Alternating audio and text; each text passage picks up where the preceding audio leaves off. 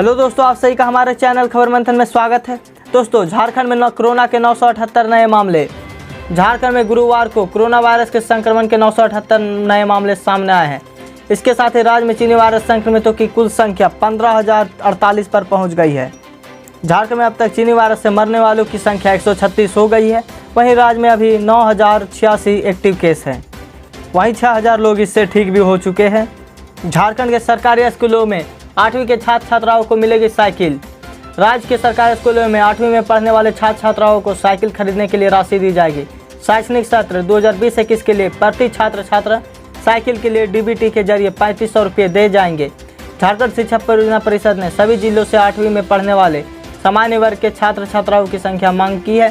GPC के राज्य परियोजना निदेशक शैलेश कुमार चौरसिया ने 20 अगस्त तक सभी जिलों को छात्र छात्राओं के जिलावार प्रखंड वार विद्यालयवार सूची उपलब्ध कराने को कहा है। इसमें छात्र छात्राओं का नाम, पता, बैंक खाता संख्या और आधार नंबर मुख्य रूप से होगा। साइकिल के लिए छात्रों को 3500 रुपये दिए जाएंगे। 3,92,771 प्रवासी कामगारों को प्रशिक्षण देगा कौशल विकास विभाग।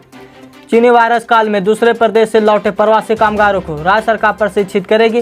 झारखंड कौशल विकास मिशन सोसाइटी ने राज्य के 3,92,771 प्रवासी कामगारों का चयन किया है, जिन्हें शॉर्ट टाइम ट्रेनिंग दी जाएगी। यह प्रशिक्षण जिलावार दिया जाएगा, जिसके लिए जिला कौशल पदाधिकारी और जिला कौशल समन्वयकों को जिम्मेदारी दी गई है। ये पदाधिकारी अपने जिला के श्रमिक से फोन से संपर्क कर उनकी रुचि पूछेंगे और उनके आधार पर उन्हें ट्रेनिंग दिया जाएगा। अगर आप भी इसके तहत जुड़ना चाहते हैं तो आप हमें कमेंट में अपना नाम और एड्रेस ज़रूर बताएं। राज्य के 10,000 मेडिकल कर्मियों की हड़ताल जारी। कोविड सैंपल जाँच में आई कमी। झारखंड में चीनी वायरस चरम पर है। बुधवार को भी रिकॉर्ड 1,060 नए मरीज मिले हैं। 13 लोगों की जान भी गई है। इसके बावजूद राज्य के 10,000 से ज़्यादा अनुबंध पारा मेडिकल कर्मचारियों द्वारा गुरुवार भी हड़ताल जारी रखी गई। झारखंड अनुबंधित पारा चिकित्सा कर्मी संघ का कहना है कि राज्य सरकार हड़ताल खत्म करने के लिए कोई पहल नहीं कर रही है। इन हड़ताली कर्मचारियों की वजह से कोविड-19 सैंपल जाँच में कमी आ गई है। रोजाना जहाँ 8,500 कोविड टेस्ट होते थे, वहीं केवल बुधवार को 5,000 टेस्ट हुए हैं। क्या मेडिकल कर्मियों की सभी मांगें जल्द से जल्द पूरी होनी चाहिए? आप हमें अपना राय कमेंट में ज़रूर बताएं। देश को प्रोडक्शन हब बनाने की बड़ी तैयारी। सरकार ने प्राथमिकता वाले 12 सेक्टर की पहचान की। देश का आत्मनिर्भर अभियान कार्यक्रम और मेक इन इंडिया को सफल बनाने के लिए department for promotion of industry DPIIT के तहत उद्योग जगत और सरकार के प्रतिनिधियों की एक कमेटी बनाई गई। कमेटी बैठक कर अभियान को आगे बढ़ाने का कार्यक्रम करेगी। कमेटी भारत को मैन्युफैक्चरिंग हब बनाने का ब्लूप्रिंट तैयार करेगी। इसके लिए इलेक्ट्रॉनिक्स, ऑटो कंपोनेंट, फर्नीचर और फुटवेयर समेत कई दर्जन सेक्टरों को चिन्हित किया गया है। इन सेक्टरों में मैन्युफैक्चरिंग गतिविधियों को बढ़ावा देने और चीन जैसे देश से आयात घटाने के लिए नए सिरे से कोशिश की जाएगी।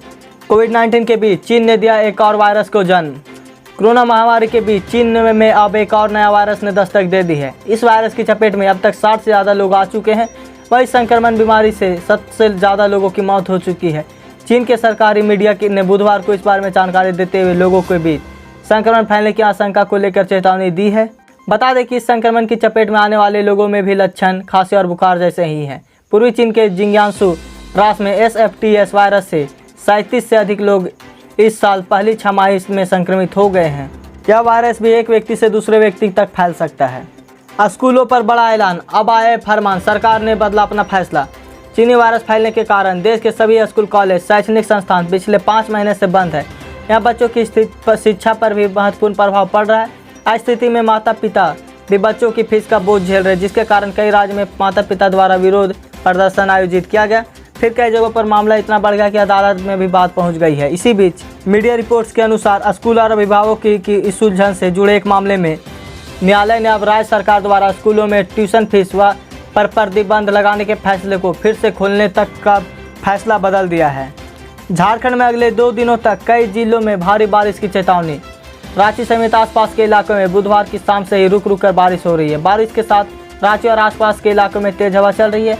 मौसम विभाग के अनुसार बंगाल की खाड़ी में पश्चिम बंगाल और उड़ीसा के तट के पास एक कम दबाव चक्रवाती क्षेत्र बना हुआ है। गुरुवार को राज्य में मध्यम से भारी दर्जे की बारिश की संभावना हुई है। इसे देखते हुए मौसम विभाग के द्वारा राज्य में ऑरेंज अलर्ट जारी किया गया है। मौसम विभाग के अनुसार गुरुवार और शुक्रवार को रांची और आसपास के इलाकों में दिन भर बादल छाए रहेंगे। साथ ही दिन में कई बार गर्जन के साथ हल्के मध्यम दर्जे की बारिश भी हो सकती है।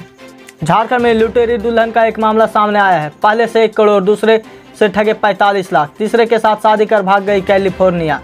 चतरा केटखोरी की एक युवती ने शादी.com को माध्यम बनाकर 3 युवकों से ठगी की है। शादी.com पर उसने गिरिडीह के युवक से संपर्क किया और शादी कर ली। 1 करोड़ रुपया ठग कर उसने फिर से शादी.com पर खुद को अविवाहित बताते हुए गुजरात के एक युवक को फांसा और उसके साथ रहने लगी। इस युवक को भी उसने 45 लाख का चूना लगाया और पुणे के युवक के साथ खुद का अविवाहित बताते हुए शादी कर ली। शादी के बाद वह युवक के साथ कैलिफोर्निया चली गई। तीसरे पति की मां ने पुणे में, दूसरे साथी ने गुजरात के राजकोट में ठगी का मामला दर्ज कराया है। क्या ऐसे ठगी करने वालों के लिए कुछ कड़ी कार्रवाई होनी चाहिए? कुछ नए नियम बनने चाहिए? अगर आपको ऐसा लगता है तो आप हमें कमेंट में ज़रूर बताएं। वीवो के हटने के बाद एक कंपनी कर सकती है IPL 2020 की स्पॉन्सरशिप। कोरोना वायरस के बीच खेली जा रही इंडियन प्रीमियर लीग इस बार UAE में 19 सितंबर से होगी।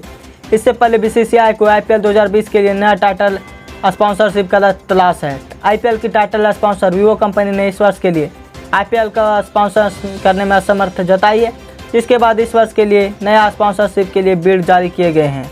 एक खबर के अनुसार IPL 2020 के स्पॉन्सरशिप टाइटल के लिए लर्निंग ऐप बायजूस और soft drink company Coca Cola उत्साहित है। लर्निंग ऐप जहां भारतीय क्रिकेट टीम को स्पॉन्सर करती है, वहीं कोका कोला कंपनी भी बड़ी कंपनी और इसके लिए अच्छी राशि की पेशकश कर सकती है। वीवो ने अपनी सेल्स में हुई गिरावट का हवाला देते हुए इस वर्ष IPL के स्पॉन्सरशिप से अपना नाम हटा लिया है। क्रोनिल दवा की बिक्री पर बाबा रामदेव ने दिया बड़ा बयान। चीनी वायरस कहर के बीच बाबा रामदेव की पतंजलि की क्रोनिल दवा की मार्केट में काफ़ी मांग हो रही है।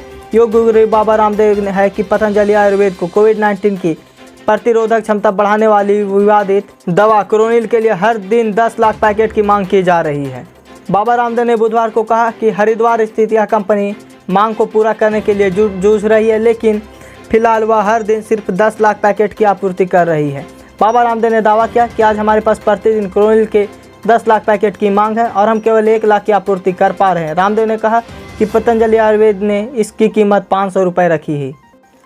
2 लाख का इनामी नक्सली छोटू मांझी गिरफ्तार। 3 दर्जन से अधिक नक्सल घटना का दिया है अभियुक्त। लुगु व जिनगा पहाड़ी के बीच विषम भौगोलिक क्षेत्र में स्थित अति उग्रवाद प्रभावित क्षेत्र टूटी झरना तिलैया से बोकारो पुलिस को बड़ी सफलता हाथ लगी है।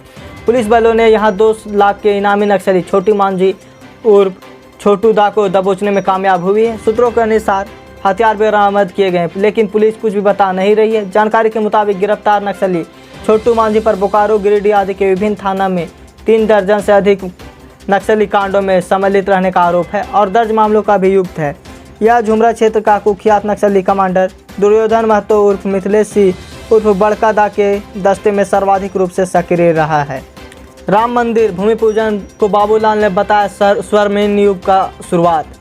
केंद्रीय मंत्री अर्जुन मुंडा ने कहा कि अयोध्या में राम मंदिर निर्माण दुनिया भर के हिंदुओं की आस्था का प्रतीक है। अर्जुन मुंडा ने एक बयान में कहा, प्रधानमंत्री नरेंद्र मोदी ने राम मंदिर का भूमि पूजन करके करोड़ों लोगों की आस्था का सम्मान दिया है। उन्होंने कहा, राम मंदिर निर्माण दुनिया भर के हिंदुओं की आस्था का प्रतीक है। साथ ही कहा कि मंदिर निर्माण शुभ आरंभ हो, इसके लिए राम भक्तों ने लंबा संघर्ष किया है और यहाँ तक अपने प्राणों की आहुति भी दी है। अर्जुन मुंडा ने कहा, यहाँ एक दिन यह भी स्मरण है और नमन करने का दिन है जिन राम भक्तों के लिए लंबा संघर्ष रहा है। साथ ही उन्होंने कहा कि प्रधानमंत्री शिलान्यास और भूमि पूजन कर नया इतिहास रचने का काम किया है। इस स्वतंत्रता दिवस शिक्षा मंत्रालय और माई गवर्नमेंट स्कूल छात्रों के लिए करने वाला है खास आयोजन। शिक्षा मंत्रालय और माई गवर्नमेंट संयुक्त रूप से स्कूली छात्रों के लिए स्वतंत्रता दिवस समारोह के लिए एक भाग के रूप में द आत्मनिर्भर भारत स्वतंत्रता भारत विषय के तहत एक निबंध प्रतियोगिता आयोजन करेंगे। यह निबंध प्रतियोगिता ऑनलाइन आयोजित की जाएगी। कक्षा 9 से 12 के छात्र अपना निबंध 14 अगस्त 2020 से पहले innovate.mygov.in पर भेज सकते हैं। Central institute of education, national council of education and training online आसान प्रतियोगिता और परीक्षा आयोजित करेगा।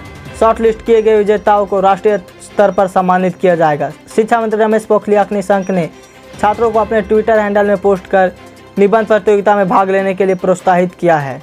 असुद्दीन ओवैसी को मुस्लिम शख्स की नसीहत का राम मंदिर पर साध लो चुप्पी या फिर पाकिस्तान चले जाओ। प्रधानमंत्री नरेंद्र मोदी ने बुधवार को अयोध्या में राम मंदिर का भूमि पूजन और मंदिर का शिलान्यास किया है, लेकिन वहीं दूसरी ओर राम मंदिर को लेकर देश में सियासत लगातार जारी है।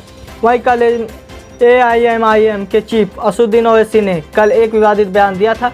उन्होंने इस बयान को लेकर शिया वक्फ बोर्ड के अध्यक्ष सैयद वसीम रिजवी ने करारा जवाब दिया है। वसीम रिजवी ने कहा कि अगर ओवैसी को कोई परेशानी है तो पाकिस्तान चले जाएं, लेकिन यहाँ के मुसलमानों को शांति से रहने दें। क्या सैयद वसीम रिजवी के बयानों से आप सहमत हैं? अगर हैं तो आप हमें कमेंट में अपना राय जरूर बताएं। हर पंचायत में 150 मजदूरों का नियोजन तय हो।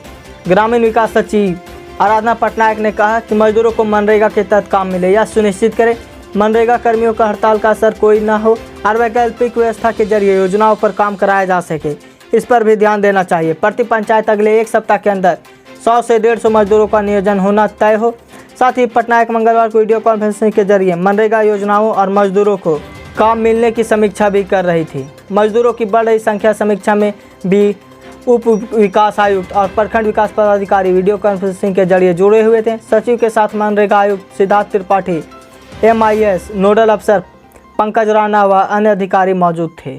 दोस्तों, आज की ताज़ा खबर बस इतना ही। अगर आप हमारे चैनल में नए हैं तो हमारे चैनल को सब्सक्राइब कर दें और बेल आइकन दबा दें, ताकि जब भी हम वीडियो डालें नोटिफिकेशन आप तक पहुँच जाए। और इस न्यूज़ को ज़्यादा से ज़्यादा लाइक करें और शेयर करें।